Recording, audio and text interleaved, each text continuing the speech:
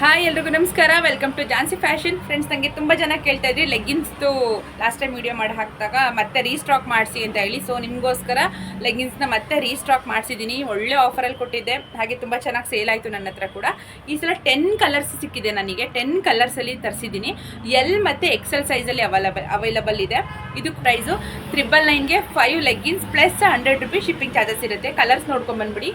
White, red, maroon, rani pink, rama green, black, navy blue, ಹಾಗೆ pink, peach, ಹಾಗೆ sky blue.